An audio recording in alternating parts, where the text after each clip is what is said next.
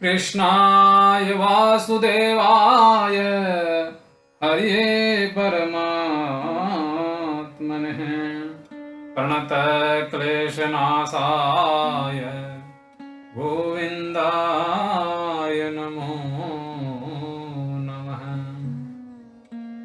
मनोजवं मारुततुल्यवेगम्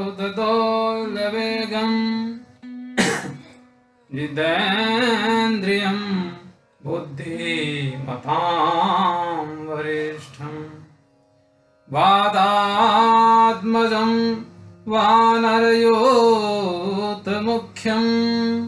श्रीरामदूतं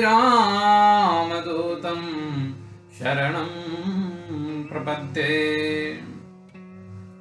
हरिशरणं भक्त भक्ति भगवंत गुरु चतुर्वकु नाम एक, इनके पद वंदन किए नासे विघ्न अनेक। श्री सीताराम। प्रिय सज्जनों, हम लोग निरंतर रूप से श्रीमद् भागवत महापुराण का श्रवण कर रहे हैं। प्रसंग के अनुक्रम में हम लोग अभी तक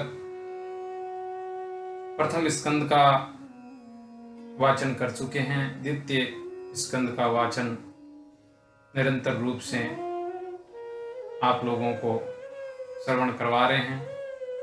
आज हम 8वें अध्याय का, द्वितीय स्कंद के 8वें अध्याय का वाचन करेंगे। पूर्व में जो प्रश्न परीक्षित जी ने सृष्टि को लेकर और भगवान की लीलाओं को लेकर जो प्रश्न किए थे, उन सब का उत्तर सुखदेव जी महाराज ने बड़े संक्षिप्त और बहुत ही सारगर्भित तरीके से उत्तर दिए। अब आगे और भी परीक्षित महाराज विविध प्रश्न करेंगे। उन प्रश्नों पर आज हम थोड़ी दृष्टि डालेंगे। राजा परीक्षित ने कहा, हे सुखदेव जी, आप वेद वेताओं में श्रेष्ठ हैं। मैं आपसे यह जानना चाहता हूं कि जब ब्रह्मा जी ने निर्गुण भगवान के गुणों का वर्णन करने के लिए नारद जी को आदेश दिया, तब उन्होंने किन किन को किस रूप में उपदेश किया। एक तो अचिंत्य शक्तियों के आश्रय भगवान की कथाएं ही लोगों का परम मंगल करने वाली है। दूसरे देवऋषि नारद का सबको भगवत दर्शन कराने का स्वभाव है।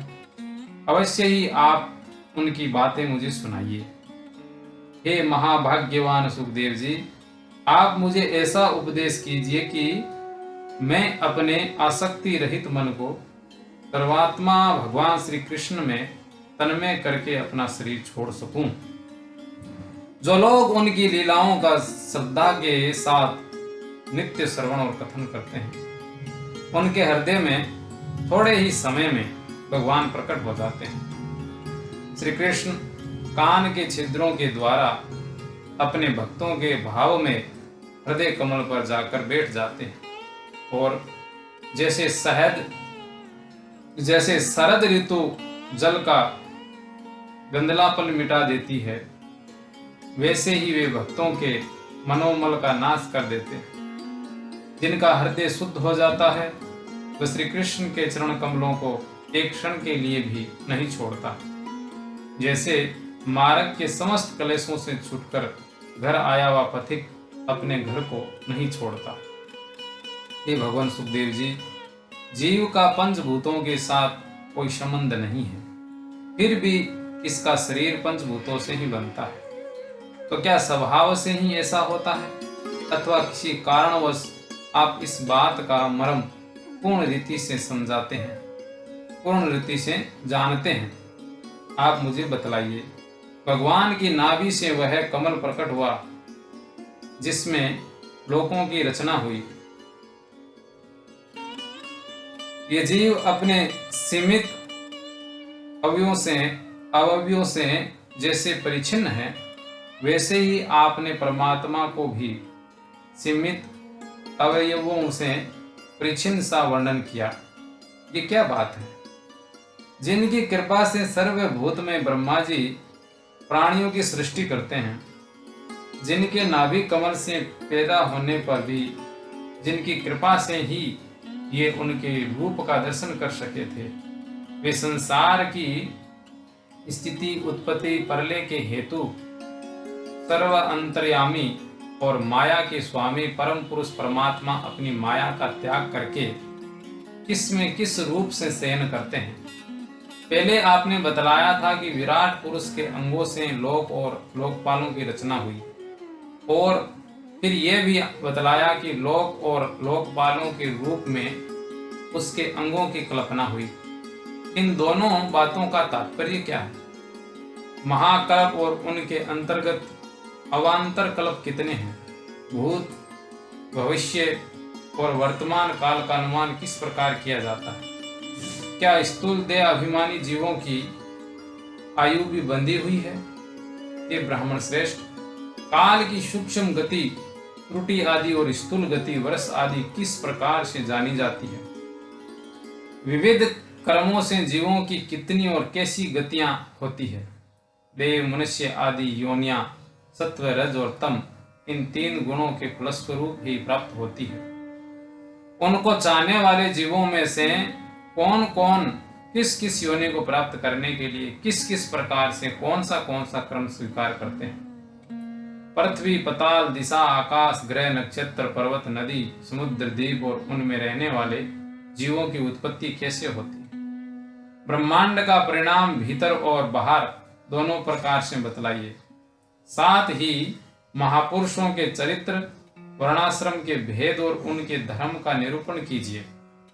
युगों के भेद, उनके परिणाम और उनके अलग अलग धर्म तथा भगवान के विभिन्न अवतारों के परम आश्चर्यमय चरित्र भी बतलाइए।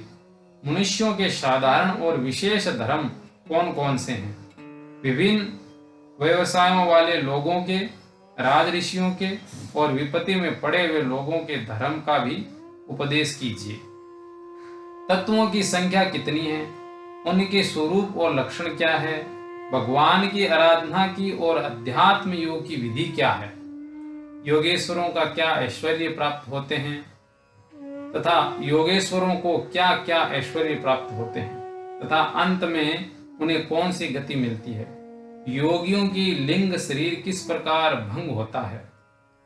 योगियों का लिंग शरीर किस प्रकार भंग होता है?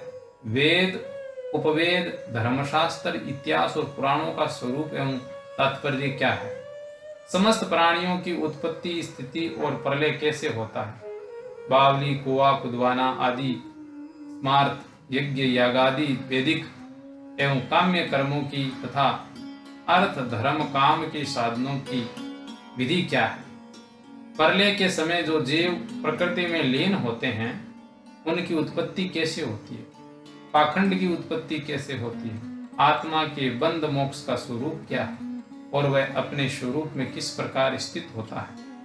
भगवान सुखदेव जी, भगवान तो परम स्वतंत्र है, वे अपनी माया से किस प्रकार क्रीड़ा करते हैं और उसे छोड़कर साक्षी के समान उदासीन कैसे हो जाते हैं?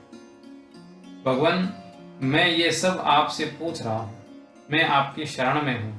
हे महामुनि सुखदेव जी, आप कृपा करके क्रमशः इनका तात्विक निरूपण कीजिए। इस विषय में आप स्वयंभू ब्रह्मा के समान परम प्रमाण हैं। दूसरे लोग तो अपनी पूर्व परंपरा से सुनी सुनाई बातों का ही अनुष्ठान करते हैं। हे ब्रह्म स्वरूप सुखदेव जी, आप मेरी भूख प्यास की चिंता न करें। मेरे प्राण कुपित ब्राह्मण के शाप के अतिरिक्त और किसी कारण से निकल नहीं सकते, क्योंकि मैं आपके मुखारविंद से निकलने वाली भगवान के अमृतमयी लीला कथा का पान कर रहा हूँ। सूत जी कहते हैं, सनकादिक ऋषियों, जब राजा परीक्षित ने संतों की सभा में भगवान की लीला कथा सुनने के लिए इस प्रकार प्रार्थना की, तब श्री सुखदेव जी को बड़ी प्रसन्नता हुई। उन्होंने उन्हें वही वेद तुल्य श्रीमद् भागवत पुराण सुनाया जो ब्राह्म कल्प के प्रारंभ में स्वयं भगवान ने ब्रह्मा जी को सुनाया था। पांडु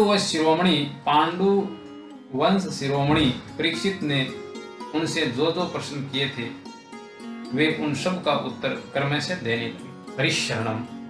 अगले 9वें अध्याय में सुखदेव जी किस प्रकार परीक्षित जी के प्रश्नों का उत्तर देते हैं वो हम श्रवण करेंगे।